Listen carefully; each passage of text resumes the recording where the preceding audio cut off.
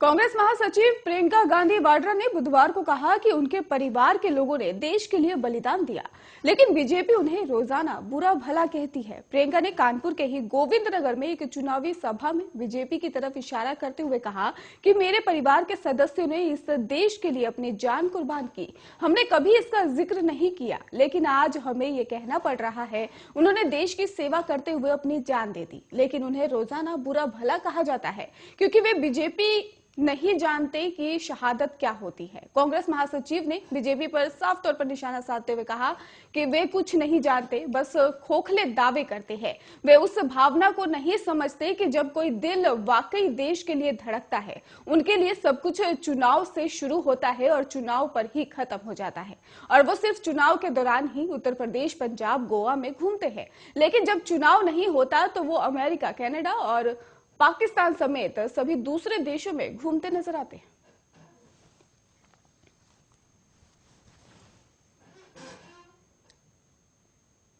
Samajwadi party के संरक्षक मुलायम सिंह यादव लंबे समय के बाद सार्वजनिक सभा को संबोधित करते हुए नजर आए। उन्होंने गुरुवार को ही मैनपुरी के करहल में ही सपा के कार्यकर्ताओं सम्मेलन को ही संबोधित किया। मुलायम सिंह यादव ने कहा, यहां से ही पार्टी के अध्यक्ष अखिलेश यादव के लिए प्रचार भी किया। मुलायम सिंह यादव ने कहा कि किसान, नौजवान, व्यापारियां ही जो है वो देश को मजबूत करेंगे। और इसके साथ ही मुलायम सिंह यादव ने कहा कि देश के युवा रोजगार हैं और बेरोजगार हैं और उनको नौकरी मिलनी चाहिए।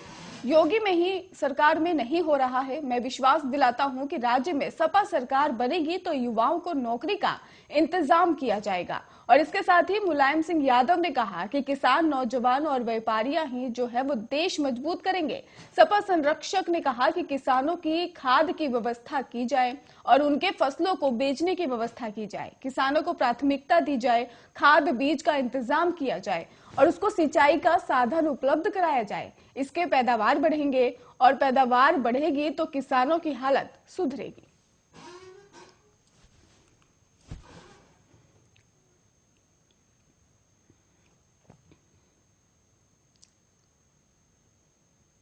डिस्को किंग बप्पी लहरी इस दुनिया को अलविदा कहकर जा चुके हैं। उनके निधन ने पूरी इंडस्ट्री में शोक लहर पैदा कर दी है। आपको बता दें कि उनका निधन हो चुका है और वो आपको ये भी बता दें कि वो लंबे समय से ही बीमारी से जूझ रहे थे, जिसकी वजह से काफी दिनों से ही अस्पताल में भी भर्ती थे।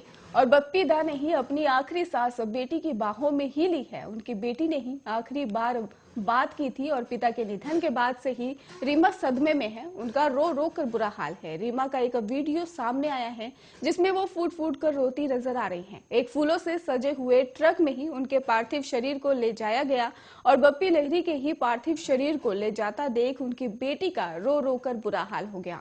उनका एक वीडियो भी सोशल मीडिया पर वायरल हो रहा है। बुधवार को ही बप्पी दा का अंतिम संस्कार नहीं किया गया था। उनका बेटा अमेरिका में रहता है और उनके अपने परिवार के साथ मुंबई वापस आने का इंतजार किया जा रहा है। आपको बता दें कि वो आज सुबह 3:30 बजे ही करीब अपने परिवार के साथ मुंबई पहुंच चुके हैं और जिसके बाद से ही अब उनका विलेपार्ले में ही पवन हंस शमशान घाट पर अंतिम संस्कार किया जाएगा।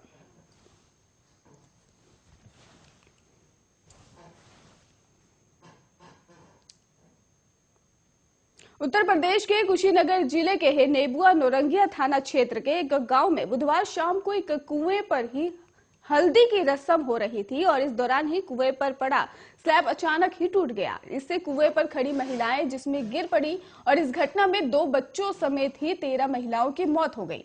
ग्रामीणों ने पुलिस और एम्बुलेंस पर जो समय पर इसको पहुंचने का आरोप लगाया है। इसके साथ ही इस घटना पर ही प्रधानमंत्री नरेंद्र मोदी और मुख्यमंत्री योगी आदित्यनाथ ने दुख भी जताया है। महिलाओं के कुएं में गिरने के साथ ही वहां हाहाकार मच गया और कुएं में पानी के कारण महिलाओं को बचा पाना मुश्किल था। पुलिस और एम्बुलेंस को ही सूचना दी गई। पुलिस तो समय से मौके पर पहुंचकर राहत और बचाव के काम में जुट गई, लेकिन ग्रामीणों का आरोप है कि एम्बुलेंस समय से नहीं पहुंची।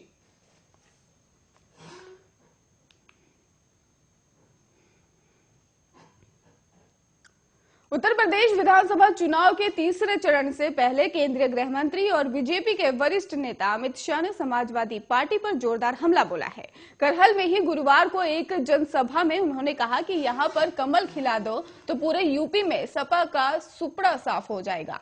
उन्होंने कहा कि अखिलेश यादव ने ऐसी कहा है कि नामांकन के बाद में चुनाव प्रचार करने यहां नहीं आऊंगा, लेकिन मैं देख रहा हूं इतनी उम्र होने के बावजूद मुलायम सिंह यादव को उन्होंने चुनाव प्रचार में उतार दिया।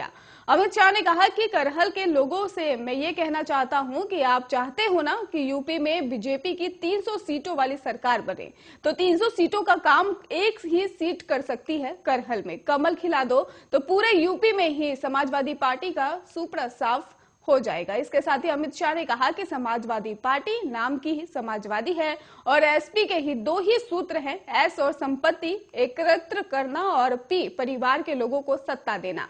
उन्होंने कहा कि सपा सरकार में अखिलेश के परिवार से 45 लोगों को ही अलग अलग पद मिले थे और भाजपा गरीबों, पिछड़ों और असहाय के लिए शासन करती है और इसके साथ ही सपा बसपा पार्टी जो है अपनी अपनी जातियों के लिए ही शासन करती है।